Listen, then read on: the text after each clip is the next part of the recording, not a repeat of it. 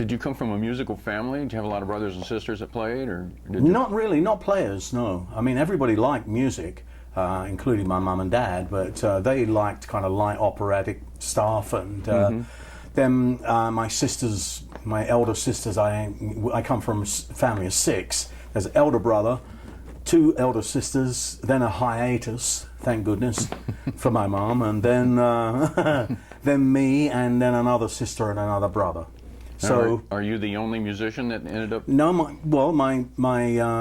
youngest sister. I was just down in Australia and New Zealand actually, and she and her husband have a band in New Zealand, and she sings a lot of different things actually. You know, yeah. But my elder brother was really important because he was about 14 years older than me, and he had acquired a great interest in American jazz, and so I used to hear his jazz collection all the time, which is, you know, Louis Armstrong, Benny Goodman, Count Basie, Duke Ellington, George Shearing, good influences. Big Bill Broonzy, Muggsy Spanier, Jelly Roll Morton, Fats Waller. It just kind of went on and on. Stan Kenton.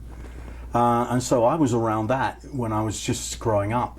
And when I got to my teens... First exposure, this stuff here? Well, yeah, it was really, you know. And also, what got me going was we had my dad was born in Victorian times, 1889. He was probably about 48 or when I arrived. He, like a lot of people, had a player piano in the house. A player piano was this piano that you put a cylinder roll of music, piano rolls in, and the keys played. Yeah. So when I was about 3 years old, this absolutely fascinated me. I mean, I'd be on this thing for hours. It had a pair of pedals down near the floor that made everything operate, you know.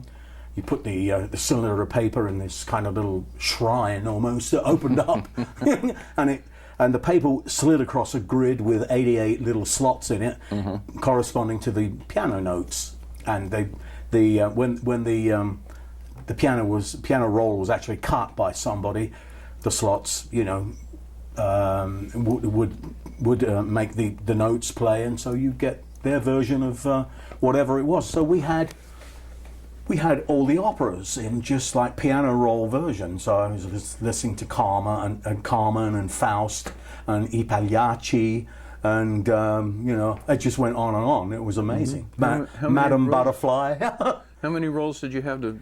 Well, we had a whole cupboard of rolls, man. It was this wide, but probably about that tall. A whole bunch of them. A whole bunch of them. My dad would find these things here and there and pick them up, and I mean, it was incredible. His taste was amazing because he was not a guy who'd had a big education or anything. In fact, quite the opposite. But he loved music, and we had stuff like the Moonlight Sonata, you know, Beethoven's Moonlight Sonata, and Poet and Peasant overtures, the William Tell overture.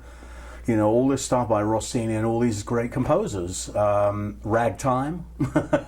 It's got me interested halfway towards listening to the jazz and the ragtime.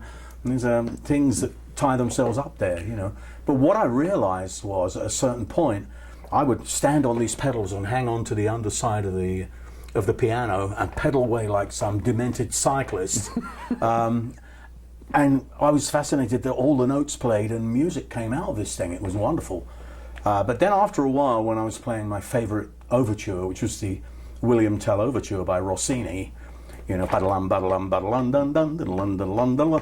looked at these notes, I saw these notes play over and over, the same notes, and I went, wait a minute, up here, there's another, like, piano space, like, with the same black notes and white notes on it, but nothing's happening up there. So if I played the same notes here, maybe I could play along with this piano roll, you know, eureka. Was that your first touching of keys? Oh my God, this is amazing, yeah. That's when you started, right? That was when I started. So between around with the 3 and 4 years old, this whole thing occurs to me, you know. So that was really my early kind of like training, you know.